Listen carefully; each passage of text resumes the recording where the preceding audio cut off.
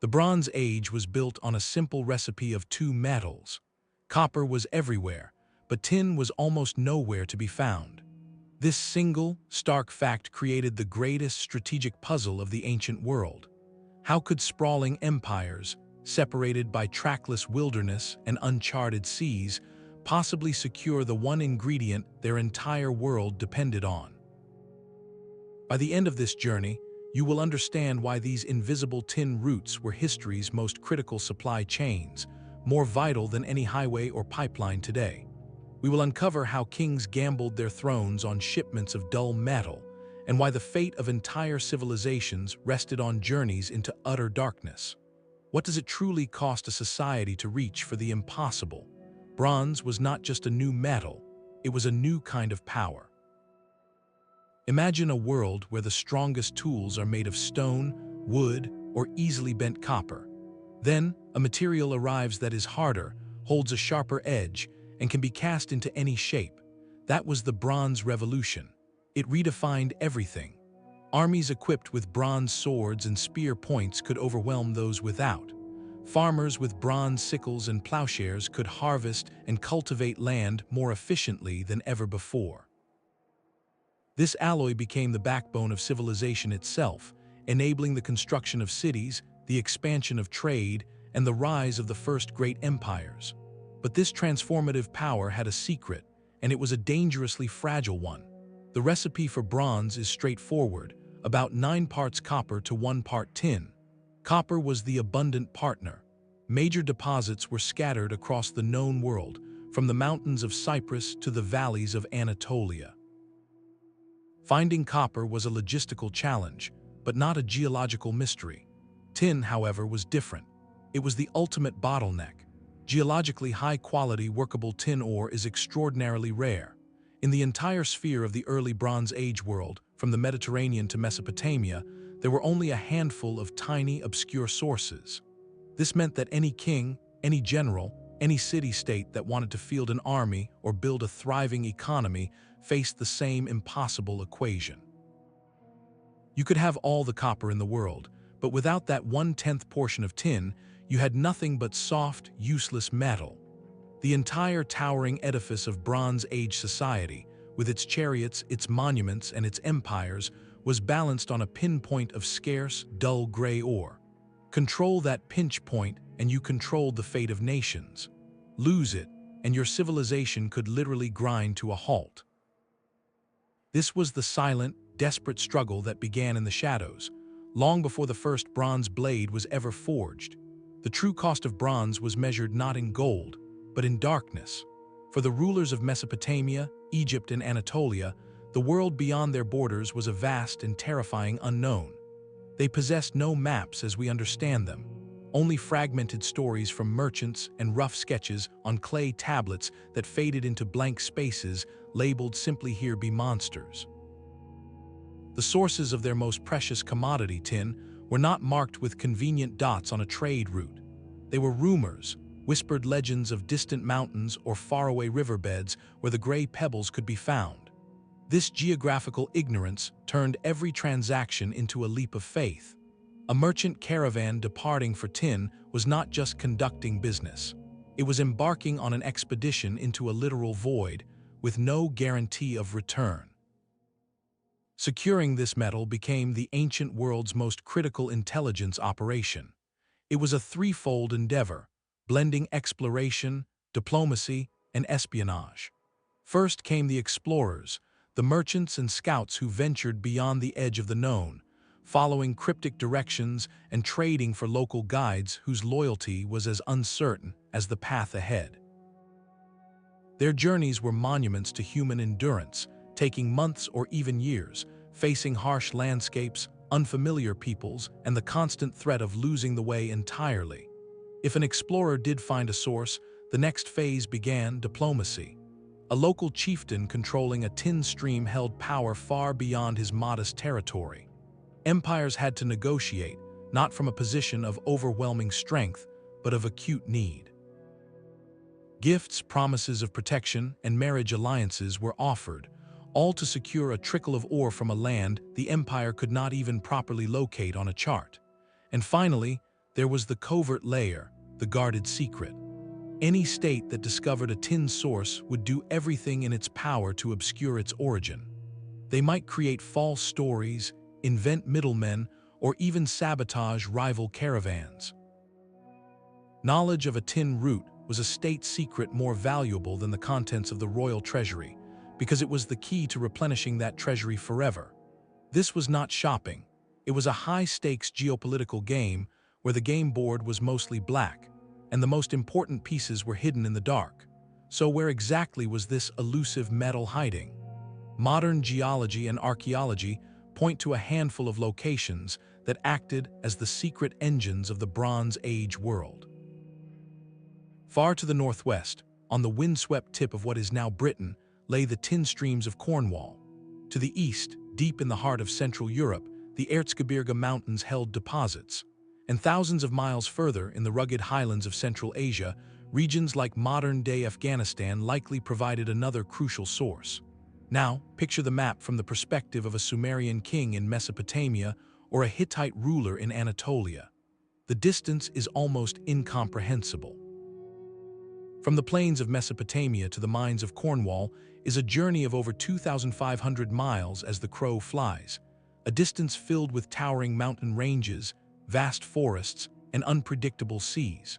Reaching the Erzgebirge meant crossing the entire breadth of Europe, a continent largely populated by disparate and unfamiliar tribal cultures, and the Central Asian sources. That was a journey into another world entirely, across deserts and some of the highest mountains on Earth. This was the fundamental tin problem. The civilizations that needed the metal most were concentrated in a fertile crescent stretching from Egypt to Iran. The metal they desperately needed was scattered in tiny, isolated pockets on the very fringes of their known universe. Every ingot of bronze ever cast in Babylon or Thebes began as a geological accident in a distant, hostile land, and its journey to the smelter was a triumph of human determination over brutal geography. It meant that the supply chain was not a neat line on a map, but a fragile branching network of trails, river passages, and coastal hops, each link vulnerable to disruption. If a single mountain pass was closed by conflict or a stretch of coast became too dangerous for ships, the flow could stop, and with it, the progress of a kingdom. This immense distance transformed tin from a commodity into a legend, and its journey into an epic. These immense distances demanded a new kind of professional, one far beyond a simple merchant. The men who orchestrated the movement of tin were history's first true. They were not just buying low and selling high, they were solving an impossibly complex puzzle with pieces scattered across continents and seasons. Their task was to move a heavy, valuable commodity from a point of vague origin to a precise destination, over a journey that could span multiple years, without the benefit of maps, reliable communications, or standardized currencies. Every shipment was a unique campaign. It began with understanding the rhythm of the earth itself. Tin from Cornwall might travel by shallow draft boat along coastal rivers, then be transferred to ox carts for an overland portage, only to be loaded onto a seagoing vessel that could only sail during the calm summer months. A caravan from Central Asia had to cross mountain passes that were snow-free for only a few weeks each year. Missing that narrow window meant a delay of an entire cycle, leaving armies without weapons and workshops idle. This required an intimate knowledge of geography, weather, and local politics that was akin to a modern intelligence briefing. Security was a constant, crushing weight. A line of donkeys laden with tin ingots was a mobile treasure chest moving through wilderness. These had to calculate risk, hiring local guards whose loyalty was purchased, choosing circuitous routes to avoid known areas of conflict, and sometimes even paying tolls or tribute to local powers just for safe passage. It was a continuous calculation of cost versus security, where the wrong decision meant not just financial loss, but the collapse of a kingdom's strategic reserve. Perhaps their most sophisticated innovation was inventory management across time. A merchant selling spices at a market could see his entire stock at once, but a tin had to mentally track multiple shipments in various stages of completion. One caravan might be just departing the mines, another would be halfway across the plains, and a third might be arriving at a port, all while coordinating with ship captains who were on their own schedules. They had to project needs years in advance, because the bronze being cast in a royal workshop today relied on ore that was extracted from a distant mountain 2 summers prior. This long, thin pipeline had no room for error. A single broken axle, a sunken ship, or a blocked pass would reverberate down the chain, causing shortages and panic thousands of miles away. Their success required a blend of foresight, adaptability, and raw courage that would impress any modern supply chain manager. They were not just carrying goods, they were weaving the very threads that held the Bronze Age world together, one perilous, planned step at a time. The silent work of those ancient remained a theory until the sea gave up one of its greatest secrets. In the late 20th century, off the rugged coast of southern Turkey, sponge divers discovered a shipwreck that would rewrite our understanding of Bronze Age trade. Known as the Ship, this vessel sank in the 14th century before the Common Era, carrying a cargo so perfectly preserved it serves as a frozen moment in time. This is not just a sunken ship, it is a floating inventory list from the height of the Bronze Age, a direct message from the world of tin roots and royal supply chains. The diversity of its cargo is staggering. The hold contained 10 tons of copper ingots from Cyprus, neatly stacked like cookies. There were beautiful blue cobalt glass ingots from Mesopotamia, jars of precious resin, elephant tusks of ivory, and even gold jewelry, and a stone scarab inscribed with the name of the Egyptian queen Nefertiti. But nestled among these royal treasures, sharing space with gold and scented oils, were 121 ingots of pure tin. This single fact speaks volumes. Tin was not packed away as a mundane raw material. It was stored and transported as a peer to the most exquisite luxuries of the age, a strategic commodity literally rubbing shoulders with a queen's personal seal. The wreck reveals the true anatomy of these ancient networks. This was not a simple point-to-point delivery. It was a peddler ship, a floating department store collecting the finest and most critical goods from every corner of the known world.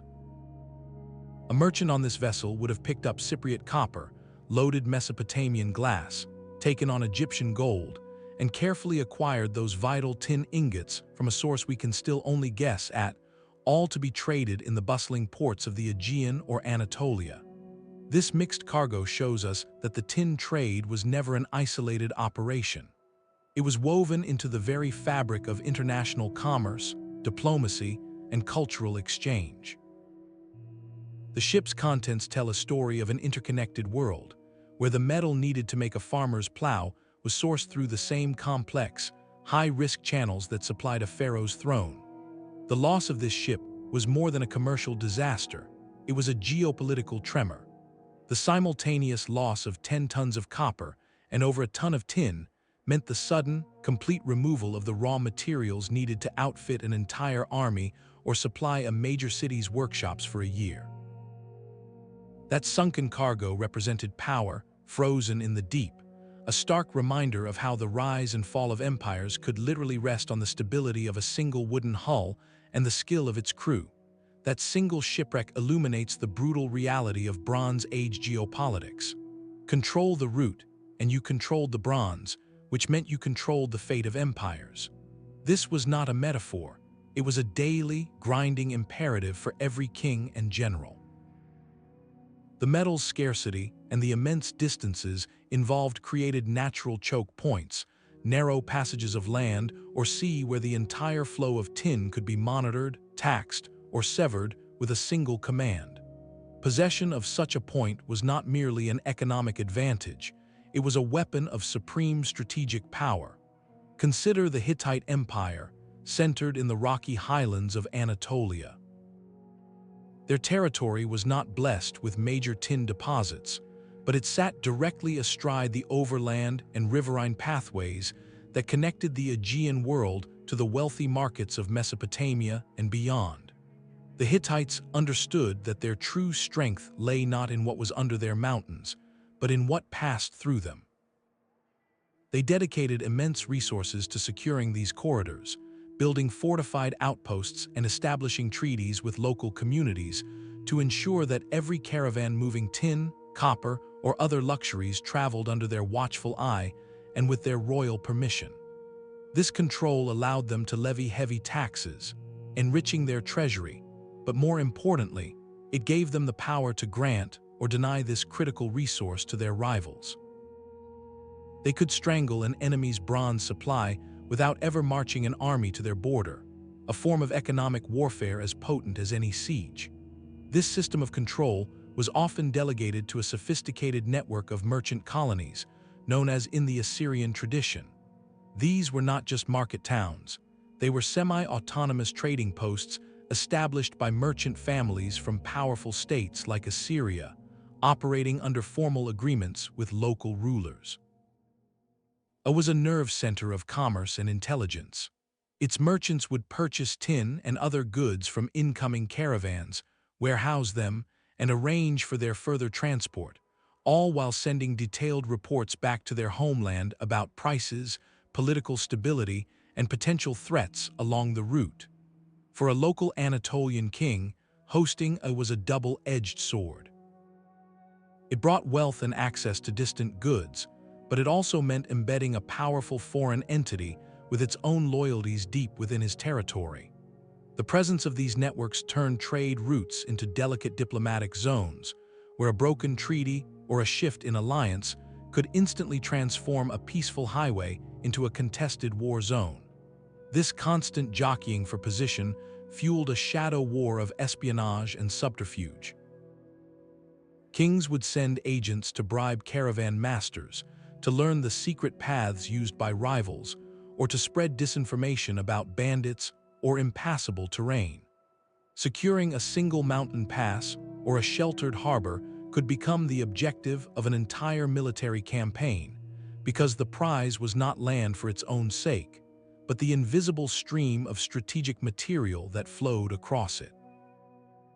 In this world, the map was not drawn with borders, but with lines of flow, and the most powerful ruler was the one who could place his hand upon the tap.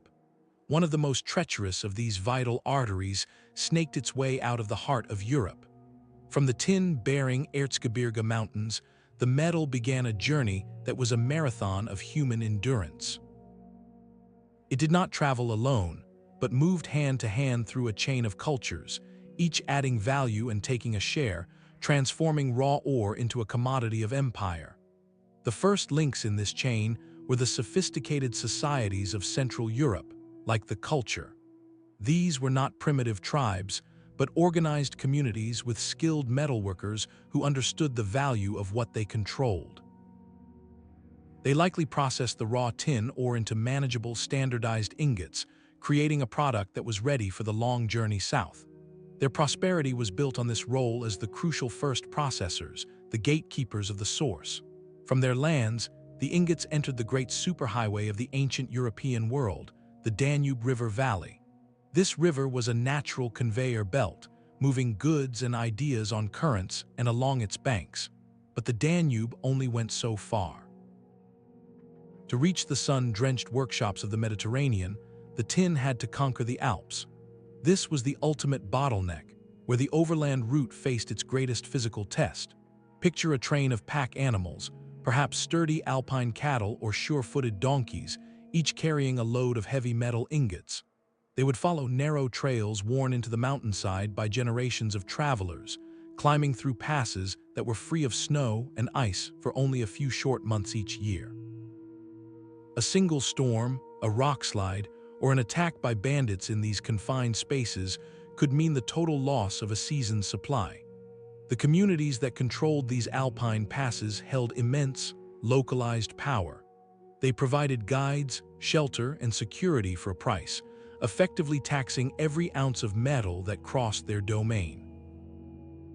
Successfully navigating this gauntlet delivered the tin into the Po Valley of northern Italy, a fertile plain that acted as a grand reception hall for goods entering the Mediterranean sphere. Here, vibrant local cultures, influenced by both Central Europe and the growing Mycenaean world to the south, would take possession. The tin was now in the final stretch of its continental journey, where it could be loaded onto coastal ships and dispersed to the palaces of the Aegean and beyond. This entire route, stretching over 1,000 miles from forested mountains to alpine peaks to river plains, was a fragile relay race. It required not a single empire, but a precarious consensus among dozens of independent groups, each motivated by their own profit, all understanding that the flow of this dull gray metal was in everyone's interest. The collapse of any one link, whether from conflict, climate change, or simply a loss of trust, could silence this northern route for generations, forcing the desperate civilizations of the south to look elsewhere for their lifeblood. While the northern land route was a fragile chain of handoffs, the western sea route was a single, breathtaking leap of faith. Far to the northwest, the tin streams of Cornwall offered a different kind of promise. Here, the metal could be loaded directly onto ships, bypassing the continent's tangled web of middlemen and mountain passes. But the price for this simplicity was a voyage into the absolute unknown. The journey from the misty shores of Britain to the sunlit ports of the eastern Mediterranean was a marathon of open ocean and treacherous coastlines, a test of seamanship that pushed Bronze Age technology to its absolute limit. We can reconstruct the likely path, a coastal highway of survival. From Cornwall, a vessel would first make the dangerous crossing of the Celtic Sea, aiming for the western tip of Brittany. This was not a casual sail, but a navigation by sun, stars, and the subtle signs of seabirds and water color, with the ever-present threat of the North Atlantic's fierce storms. Success meant reaching the relative shelter of the Bay of, a notorious body of water even today. The route then turned into a patient, cautious crawl south, clinging to the Atlantic coast of what is now Portugal and Spain. Every night, the crew would seek a safe anchorage in a river mouth or sheltered cove, their ship a tiny speck of light against a dark, continental shore inhabited by peoples whose languages and intentions were a mystery. The ultimate gateway, and the route's most formidable natural sentry, was the Strait of Gibraltar. To ancient Mediterranean sailors, this was the literal end of the world. They called the pillars that flanked it the limits set by the gods. The strait is a complex hydraulic machine, with powerful currents and unpredictable winds funneled between two continents.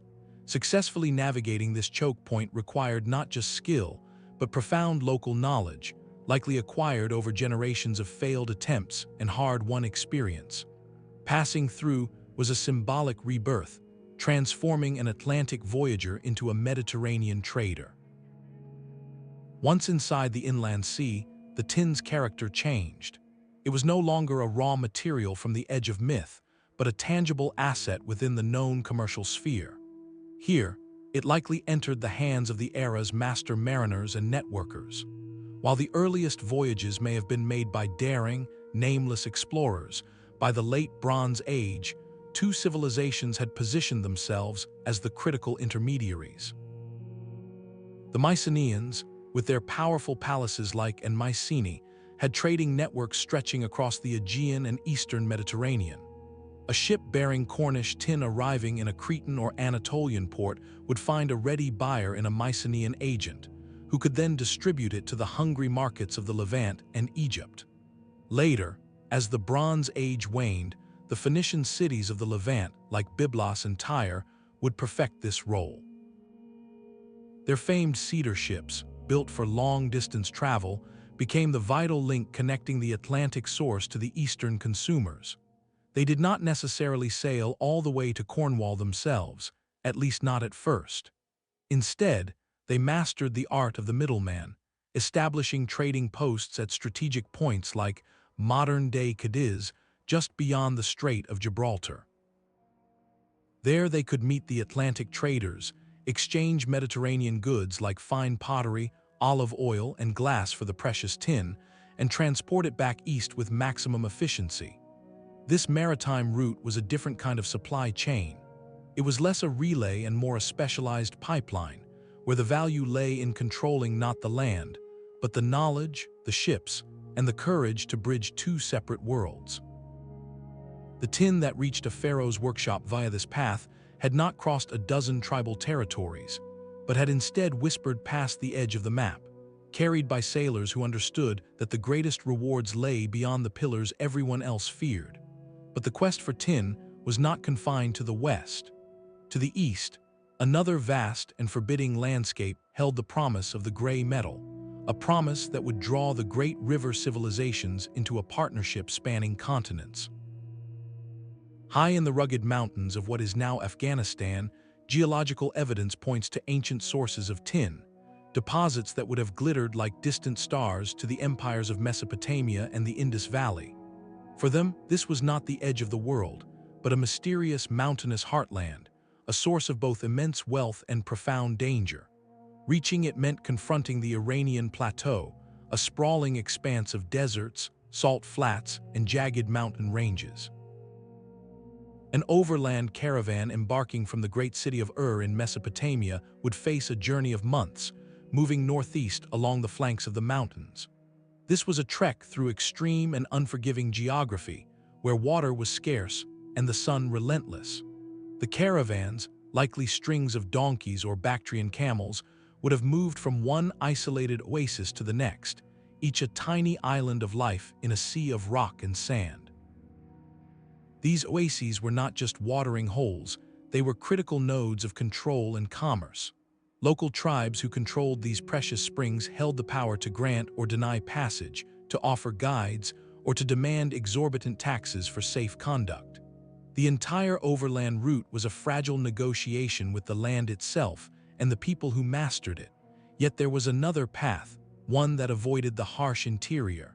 This was the maritime route of the Persian Gulf. From the river ports of Mesopotamia, ships could sail southeast along the coast, a journey still fraught with peril from shifting sandbanks and sudden storms, but one that offered the relative consistency of sea travel. These vessels would have hugged the Arabian shore, eventually reaching the mouth of the Gulf and the lands of ancient and regions in modern-day Oman and Bahrain that served as legendary trading hubs.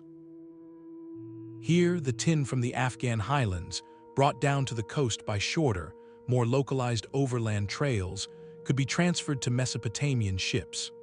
This maritime link transformed the Persian Gulf into a liquid highway, a bustling corridor where the copper of, the pearls of, and the tin of the distant mountains all converged.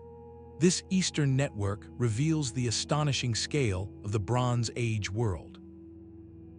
It means that the bronze used to cast a ceremonial axe in the royal tombs of could have begun as ore in an Afghan valley, been carried by mountain tribes to a coastal port, shipped by Gulf sailors to a Mesopotamian harbor, and finally smelted by a city artisan.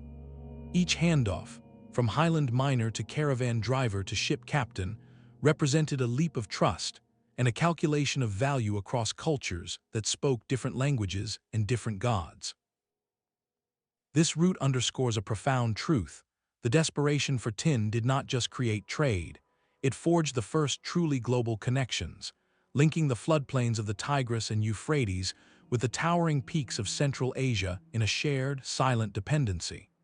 The quest was so powerful it bent geography to its will, turning deserts into roads and inland seas into bridges, all for the sake of that one irreplaceable metal. This profound uncertainty gave birth to legends that outlasted the empires themselves. For the Greeks, who entered the Bronze Age story later, the source of tin was not a map coordinate, but a tale of wonder and peril. They spoke of the Tin Islands, shrouded in mist and guarded by treacherous seas somewhere far to the north and west. These were not purely fictional places. Scholars believe they were a mythological refraction of the very real tin lands of Cornwall and southern Britain, transformed by distance, secrecy, and the art of storytelling. The myth served a powerful, practical purpose. By describing the source as a chain of remote, fog-bound islands, merchants and their royal patrons could obscure the true, overland routes and specific ports involved. It was a form of protective disinformation, turning vital commercial intelligence into a sailor's yarn to baffle competitors. This blurring of fact and legend reveals a crucial truth about the tin trade. Its origins were not just physically remote, they were intentionally kept mysterious. The value of the metal was protected by a veil of stories. To know the true location was to hold power, so that knowledge was guarded as closely as any state secret. A merchant returning from the edge of the world with a hold full of tin ingots would not draw a clear chart for the king. Instead, he might speak of islands where the metal was gathered like pebbles from magical streams, of strange gods and one-eyed monsters. In this way, the mythology itself became a strategic asset, a layer of security for the most fragile link in the Bronze Age chain. The stories were the smoke that hid the fire's location. The myths were powerful, but the real negotiations were etched in clay. To understand the true weight of tin in the Bronze Age, we must listen to the voices of the kings themselves, preserved in the cuneiform tablets of their royal archives. These are not dry economic records. They are the frantic, often petty, and deeply strategic correspondence of rulers whose power depended on the steady drip of gray metal. The letters, a cache of diplomatic mail from the 14th century before the Common Era, offer a stunning window into this world. In one remarkable exchange, the king of likely ancient Cyprus writes to the pharaoh of Egypt. He apologizes profusely for sending only 500 units of copper, explaining that a plague has devastated his land and crippled his workforce. But then, almost as an afterthought, he adds a single, telling line. He promises to send the tin as soon as possible. This brief mention reveals everything.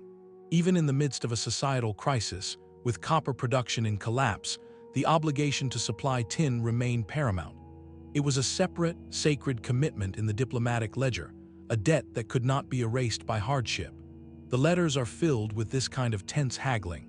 Another ruler of Mitanni writes to the Egyptian court complaining that the tin he received was of poor quality, not fit for the royal workshops. He is not just disappointed, he is diplomatically offended, implying that his ally is not upholding his end of their prestigious relationship. Tin was a measure of respect, and substandard metal was an insult. The Hittite archives from their capital tell a similar story of high-stakes logistics.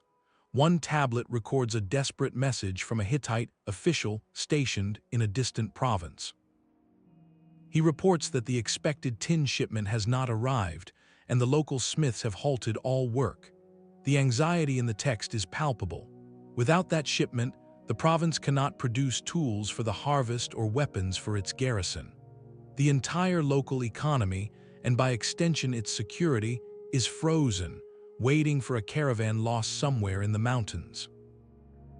But tin was not just a commodity to be demanded, it was also the ultimate diplomatic gift, a currency of alliance more fluid than gold. A king seeking to cement a new treaty or secure a military pact would often include ingots of tin alongside the usual treasures of jewelry and fine textiles. Sending tin was a statement of profound trust and mutual need. It said, "I am sharing with you the very ingredient of our shared strength. I am giving you the means to arm yourself, because our fates are now linked." This textual evidence transforms the entire trade from an archaeological speculation into a recorded drama of statecraft. Every shipment was a political calculation, every delay a potential crisis, every ingot a token of friendship or a lever of control. When we read a Hittite king carefully noting the receipt of 2 talents of tin from a vassal, we are not reading an inventory, we are reading the balance of power itself, written in the language of urgent necessity. These royal letters reveal a world perpetually one shipment away from crisis, which is why the most powerful kingdoms developed a financial instrument we would recognize today, the strategic reserve. A kingdom could not leave its fate to the whims of distant caravans or the mercy of the seas. To survive the inevitable delays, bandit raids, and diplomatic breakdowns, they had to stockpile their most vital resource.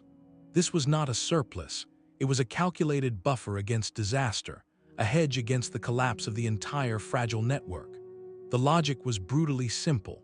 If your army marches to war and loses a significant portion of its bronze weapons in battle, you cannot tell your generals to wait 2 years for the next tin shipment from the edge of the world.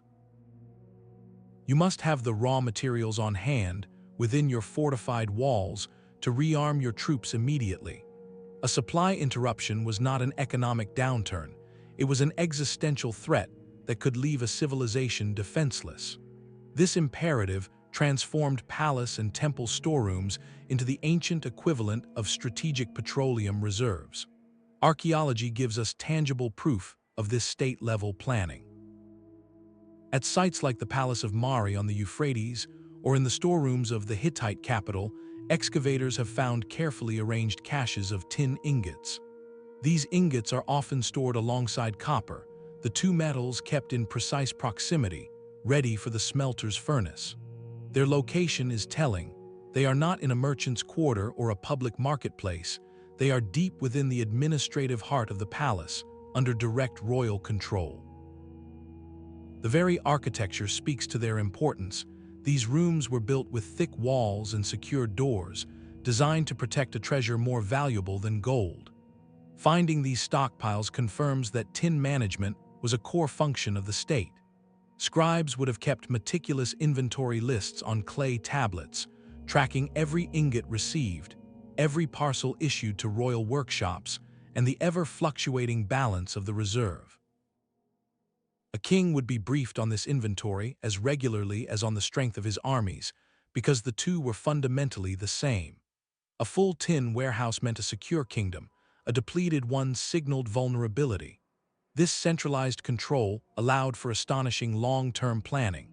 A ruler could authorize a major construction project, like a new temple complex requiring hundreds of bronze fittings, knowing he had the materials secured years in advance. He could also use the reserve as a tool of foreign policy, releasing small amounts of tin to reward allies or withholding it to pressure rivals, all while maintaining his own military readiness. The strategic stockpile turned a geographical weakness into a managed risk. It was the ultimate insurance policy for a civilization built on a substance it could not itself produce. The silent, dusty ingots in those palace storerooms were not just metal, they were foresight, the physical manifestation of a kingdom's determination to outlast the uncertainties of a world stretched terrifyingly thin. Yet, for all their foresight, those stockpiles represented a finite defense against an infinite world of risk. The intricate system they sustained was a masterpiece of human ingenuity, but also a monument to fragility. This became catastrophically clear in the 12th century before the Common Era, when the entire Bronze Age world entered a period of profound crisis that historians now call the Bronze Age collapse. In the span of just a few generations, the great palaces burned, empires shattered, and literacy itself vanished from entire regions. While no single cause explains such a widespread unraveling, the vulnerability of those tin roots offers a crucial key to understanding how a series of shocks could cascade into a terminal failure. The lifelines of civilization were not just long, they were exquisitely sensitive. Consider the chain of events that would have followed a major disruption. Piracy in the Aegean or along the Levantan coast, a documented problem of the era, could make the sea lanes impassable. The migrations and conflicts involving groups the Egyptians called the Sea Peoples would have destabilized coastal ports and ravaged the merchant colonies that acted as critical. Regional wars, like those between the Hittites and their rivals, could close key mountain passes or divert all local resources to the front lines, abandoning the protection of trade caravans. Any one of these events could sever a single thread in the network. But if multiple threads were cut simultaneously, the entire web could fray beyond repair. The consequence was not merely a trade recession, it was a direct assault on the material basis of power. When the tin stopped flowing, the royal workshops fell silent. A king could not summon bronze from thin air. As existing weapons were lost in battle, broken, or worn down, they became irreplaceable. An army that cannot rearm its soldiers loses not just its edge, but its very reason for being. The authority of the state, which rested on its ability to project military strength and protect its people, would have evaporated. Local commanders and regional governors, cut off from the central supply, would have had to fend for themselves, accelerating the fragmentation of power. This was a cascading failure. No tin meant no new bronze. No new bronze meant a weakened military. A weakened military meant the king could not enforce order, collect taxes, or protect the farmlands that fed the cities. Famine and internal unrest would follow, making the repair of those distant trade routes an impossible dream. The palace economy, a closed loop of redistribution centered on the king's ability to supply elite goods like bronze, would spiral inward and collapse. What began as a logistical breakdown at the edge of the known world would have echoed inward, starving the very heart of the state. The collapse was not necessarily about the total disappearance of tin, but about the catastrophic failure of the complex, interdependent system that moved it. The knowledge of the roots, the trust between trading partners, the security of the seas, the stability of the middlemen, all of these intangible pillars crumbled. In the end, the empires were not toppled by a superior metal, but by the terrifying silence where the familiar creak of tin-laden carts and the sails of returning ships should have been. Their greatest strategic achievement became their most profound vulnerability. This was not a world of isolated empires, but a single, trembling web. The story of those tin roots reveals a truth that reshapes our understanding of ancient power. The grandeur of Egypt, the might of the Hittites, the splendor of Mycenaean palaces, none of it stood alone. Each was a node in a vast, interdependent system, a global economy in its most fragile infancy. Their prosperity, and ultimately their survival, was tethered to the smooth operation of invisible threads that stretched from the foggy moors of Britain to the sun-baked mountains of Afghanistan. No king, no matter how wealthy or militarily powerful, commanded a self-sufficient realm. The pharaoh on his throne in Thebes was connected, through a dizzying chain of hands and hulls, to a miner in Cornwall he would never know existed. The Hittite emperor issuing decrees from depended on the safe passage of a caravan through an alpine pass controlled by a local chieftain who owed him no formal allegiance. This was the fundamental architecture of the Bronze Age world. It was a system built not on conquest alone, but on a delicate, continuous negotiation. A Mesopotamian merchant in a distant trading post, a Mycenaean sailor navigating by the stars, a Central European chieftain guarding a mountain trail, all were essential, unwitting partners in maintaining a status that allowed civilizations to flourish. This interdependence created a strange and powerful form of peace. It made long-distance conflict incredibly costly.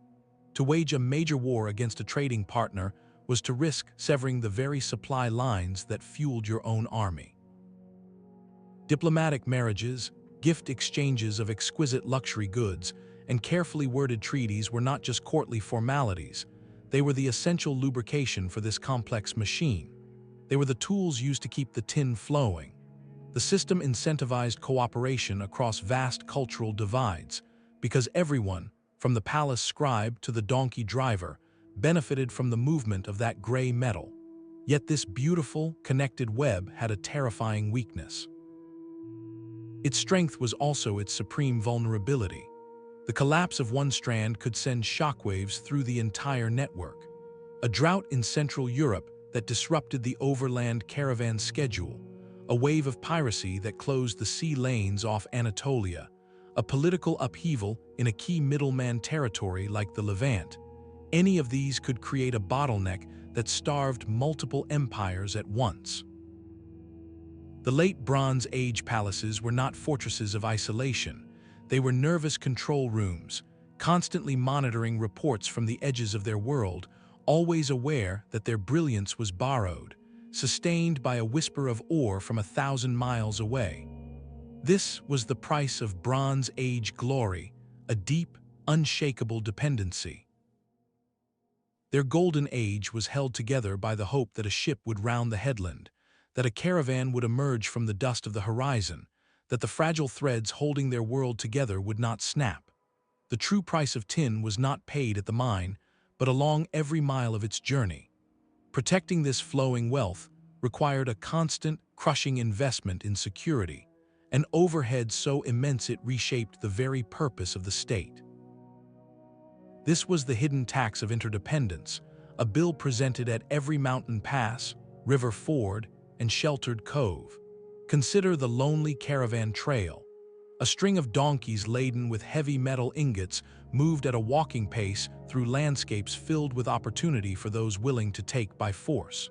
To mitigate this risk, merchants and kings had to transform their supply lines into moving fortresses. Caravans traveled with professional guards, often mercenaries hired for their knowledge of local terrain and dialects. These armed escorts were not a luxury, they were a core line item in the budget, their wages and provisions calculated into the final cost of every ingot. Their presence was a deterrent, but it also turned every journey into a potential military engagement, where the loss of a few guards could mean the loss of the entire cargo. The need for security did not end when the sun set. This gave rise to the fortified, a precursor to the medieval inn or the modern truck stop. Strategically placed a day's travel apart along established routes, these compounds offered more than just food and shelter. They were defensible positions with walls, watchtowers, and their own small garrisons. A caravan arriving at such a station could rest its animals and men behind relative safety, knowing the next day's stretch of wilderness was the only immediate concern. Building and maintaining this network of safe havens required continuous investment from whoever claimed authority over the route, whether a local chieftain or a distant emperor. It was infrastructure in its most vital form, not for public convenience, but for the preservation of power itself. For ships, the threats were just as severe but far more difficult to manage. Piracy was a perennial hazard of the ancient seas. A slow-moving merchant vessel, low in the water with a hold full of metal, was a prime target. Defense here took two forms. The first was convoying, where several ships would travel together for mutual protection, presenting a more formidable challenge to raiders. The second, more costly measure was naval patrol. Kingdoms with coastlines along vital shipping lanes, like the Mycenaeans in the Aegean or later the Phoenicians, began to dedicate specialized warships to police the waters. These sleek, oared galleys, funded by the royal palace, served as mobile police forces, chasing down pirates and offering escort to valuable merchant fleets. This represented a monumental shift in state expenditure. For the first time, a significant portion of a kingdom's military might was being deployed not for conquest, but for economic protection to safeguard the arteries that fed the heartland. Then there was the cost of passage itself, the soft power of the toll. Local groups who controlled a narrow canyon, a river crossing, or a port did not always resort to banditry. Often, they established a more profitable, stable system. They charged a tariff. This was the commerce of control. In exchange for safe passage and perhaps a guide or fresh supplies, every caravan and ship was expected to pay a fee, usually in kind with a portion of its goods. This practice turned geography into revenue. A modest village situated at a strategic bottleneck could thrive not on farming, but on its location, becoming a toll house for an empire. For the kingdoms at the end of the chain, these countless tolls were a necessary evil, a diffuse tax that added layers of cost and complexity to every transaction. The merchant had to account for these expected payoffs in his initial pricing, meaning the final cost of tin in a Mesopotamian market reflected the aggregated security demands of a dozen minor powers along its route. This entire apparatus, from armed guards to royal navies to toll collectors, formed a direct precursor to modern state investment in strategic infrastructure. It marked the moment when governments realized that building roads and harbors was not enough. They also had to build the safety to use them. The security overhead for tin was so vast it became a permanent function of governance, a silent partner in every exchange. and a relentless drain on the very wealth it was designed to deliver. That security overhead created an even more powerful tool: secrecy. In a world where the location of a tin stream was a state secret, the greatest protection was often not a wall of soldiers, but a wall of stories. The true origins of the metal were deliberately shrouded in a fog of commerce, a strategic haze that made the entire supply chain not just exclusive, but almost impossible for a rival to map, let alone attack. This was not a passive cultural quirk. It was an active, calculated form of economic warfare. For the communities living near the actual sources, obscurity was their primary defense. A remote village in Cornwall or a mountain tribe in the Erzgebirge held a treasure that could attract the overwhelming attention of a hungry empire. If a Hittite king knew precisely which valley yielded the gray pebbles, he might be tempted not to trade, but to conquer. By keeping the exact location vague, these source communities maintained a crucial bargaining position. They could control the narrative, presenting themselves not as the owners of the mine, but merely as the next link in a longer, more mysterious chain that stretched even further into the unknown. This protective ambiguity was actively cultivated by the merchants who served as the crucial middlemen. A merchant returning from a successful voyage to the west would not present his royal patron with a detailed nautical chart. Instead, he would speak of islands veiled in perpetual mist, of lands where the metal was gathered from magical riverbeds guarded by spirits. He might describe the not as a specific geographical location, but as a shifting archipelago reachable only by those who knew the secret signs. These tales served a dual purpose. First, they elevated the merchant's own status, framing him not as a simple transporter, but as a daring adventurer who had braved supernatural perils to secure his cargo. Second, and more importantly, they created a protective mythos around the route itself. By embedding the truth within a legend, the merchant made the supply chain self-encrypting. A competitor listening to these stories would be sent on a wild goose chase, searching for phantom islands rather than the actual, mundane mooring points along the Atlantic coast. The entire system relied on this cultivated ignorance. Think of it as an ancient version of proprietary technology or a trade secret. The recipe for bronze was simple, but the recipe for finding tin was a closely guarded narrative, passed down within merchant families or guilds like a sacred trust. This deliberate fog made replication incredibly difficult. A new kingdom could not simply decide to enter the tin trade. It had to crack a code of whispers and half-truths, a process that could take generations. It also made interception harder. If you are a pirate or a rival state, you cannot effectively ambush a shipment if you do not know where it is coming from, what path it will take, or even what the ship carrying it will look like. The secrecy transformed the physical journey into a moving secret, its true nature known only to a trusted few.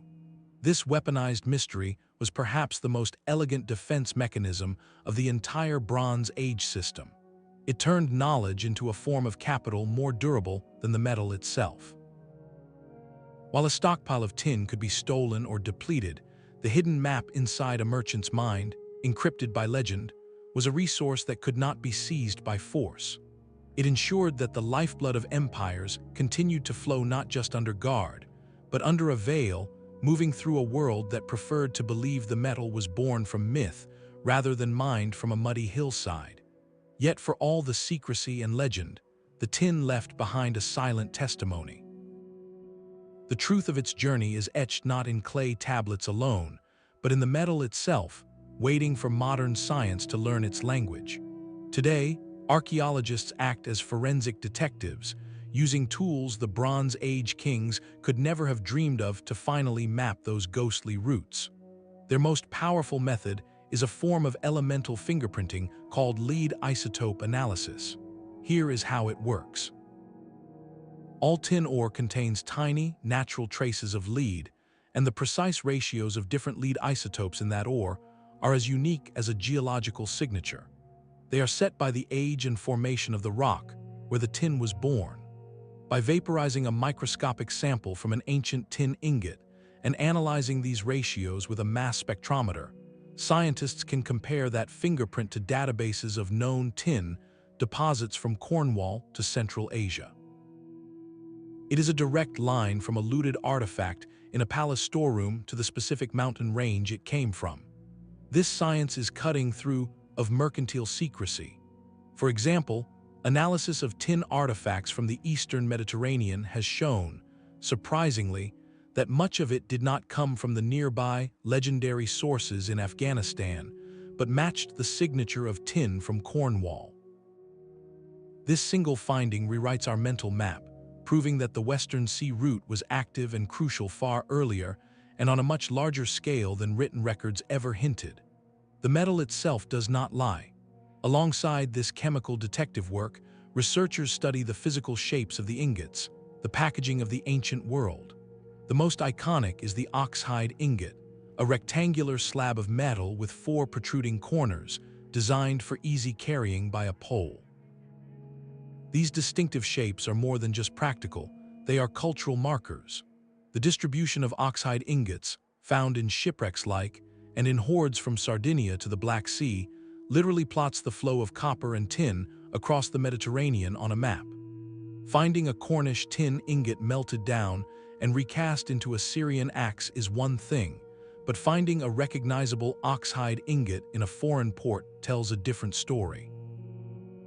It means the material was transported in a standardized, recognizable form, likely under the control of a specific mercantile system or cultural group, preserving its identity across the entire journey. By combining these clues, the chemical fingerprint and the physical footprint, researchers can now trace not just the origin, but the entire of a piece of bronze. They can follow a shipment of Cornish tin, cast into oxhide ingots, shipped east, and eventually mixed with Cypriot copper in a Levantan workshop to create a sword that ended up in a Mycenaean warrior's grave. Each artifact becomes a data point, and thousands of them are slowly connecting to draw the first accurate charts of those lost strategic highways.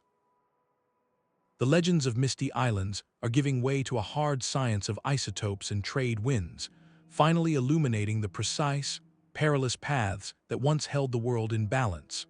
The science confirms what the ancient kings felt in their bones, a vulnerability that echoes powerfully into our own time. The Bronze Age struggle for tin is not a dusty relic, but a startlingly clear blueprint for the strategic anxieties of the 21st century. We have simply swapped one set of critical materials for another. Today, it is not tin, but rare earth elements, advanced semiconductors, and specialized alloys that form the bedrock of our technological and military power. These modern ingredients share the same haunting characteristics that made tin so perilous. They are geographically concentrated in just a few places on Earth, often far from the nations that depend on them most. The rare earth minerals essential for everything from smartphones to fighter jet engines are largely processed in one country. The most advanced semiconductor chips are manufactured in a handful of specialized facilities in East Asia. This creates the same fundamental pinch point, the same dangerous dependency that the Hittites and Egyptians knew all too well. Our global supply chains for these items are marvels of efficiency, but they are also astonishingly long and thin, stretching across oceans and through complex political landscapes. A disruption in one specialized factory, a closure of a key shipping lane like the Strait of Malacca, or a trade dispute can ripple through the entire system, delaying the production of automobiles, consumer electronics, and defense systems. Just as Bronze Age kingdoms invested in armed caravans and naval patrols, modern states intervene heavily to secure these flows. They offer subsidies to domestic producers, form strategic stockpiles of critical minerals, and engage in intense diplomacy to lock in access. The goal is identical: to mitigate the risk of a sudden stop. The consequence of failure is also a mirror. For a Bronze Age king, a tin shortage meant he could not rearm his soldiers, leaving his kingdom open to conquest. For a modern nation, A severe shortage of advanced chips could cripple its ability to produce next-generation weapons, intelligence systems, and the communication networks that underpin both the economy and national security.